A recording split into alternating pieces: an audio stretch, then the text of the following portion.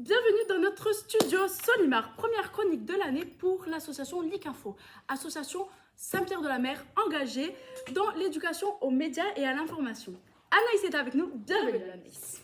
Et bonjour Charlotte, alors tous les mois je vais vous aider à décrypter un sujet autour de l'EMI. Et ce matin j'ai choisi de vous parler des lanceurs d'alerte. Oui, vous avez déjà peut-être entendu parler de l'affaire des bavures dans l'armée américaine, des Pentagon Papers, etc. Tous ces scandales ont été dévoilés par des lanceurs d'alerte qui décident de révéler et de transmettre des informations susceptibles de mobiliser l'opinion publique contre certaines dérives au nom de l'intérêt général, que ce soit dans le domaine de la santé, de la fiscalité ou encore de l'espionnage. Nous allons donc aujourd'hui nous intéresser à un lanceur d'alerte particulier et au scandale qu'il a déclenché. Merci Anaïs. Parlons maintenant de l'affaire Jeffrey Wigand. En quoi a-t-il joué un rôle crucial à la lutte contre l'industrie du tabac ? Jeffrey Wigand est un exemple marquant de lanceur d'alerte, ancien vice-président de la recherche et du développement chez Brown & Williamson, l'un des principaux fabricants de tabac aux États-Unis. Il a choisi de révéler au grand public les pratiques internes de l'industrie du tabac, notamment les manipulations au niveau de nicotine pour rendre les cigarettes plus addictives. Ces témoignages ont été essentiels dans plusieurs poursuites judiciaires contre les géants du tabac et ont conduit à des changements significatifs dans la réglementation et la perception sociale du tabagisme. Mais dis-moi Anaïs, comment le public et les médias ont-ils réagi à sa révélation ? La révélation de Jeffrey Wigand a suscité une grande attention des médias et du public.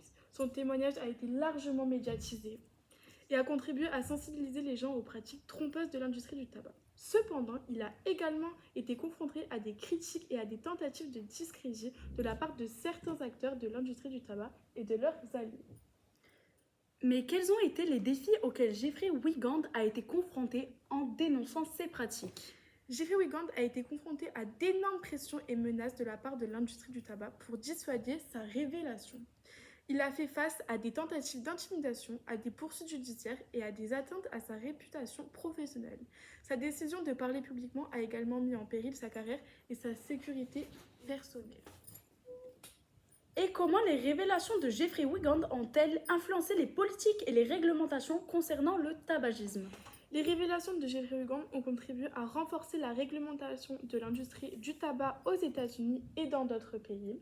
Elles ont conduit à des mesures telles que l'interdiction de la publicité des cigarettes sur les chaînes de télévision et la mise en place d'avertissements sanitaires plus explicites sur les paquets de cigarettes.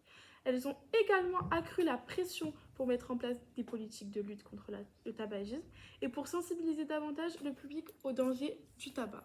Et une dernière question, quel impact l'affaire Jeffrey Wigand a-t-il eu sur la perception sociale du tabagisme et sur les comportements individuels ? L'affaire Jeffrey Wigand a contribué à modifier la perception sociale du tabagisme en mettant en lumière les manipulations et les pratiques trompeuses de l'industrie du tabac. Elle a également encouragé de nombreuses personnes à reconsidérer leurs habitudes de consommation du tabac et à chercher à arrêter de fumer. En ce sens, elle a eu un impact positif sur la santé publique en incitant à une réduction du tabagisme et en encourageant les politiques de prévention et de lutte contre le tabac. Nous pouvons en conclure que l'affaire Jeffrey Wigand montre le courage et la détermination nécessaires pour être un lanceur d'alerte, ainsi que les risques personnels et professionnels encourus. Son action a eu un impact durable sur la réglementation du tabac et sur la sensibilisation du public aux dangers du tabagisme. Merci beaucoup Anaïs en tout cas pour ce décryptage sur ce lanceur d'alerte et sa chronique mensuelle avec l'association Licinfo, association engagée dans l'éducation aux médias et à l'information au sein de l'établissement Saint-Pierre-de-la-Mer. Rendez-vous le mois prochain où vous nous aiderez à décrypter les théories du complot. Au revoir.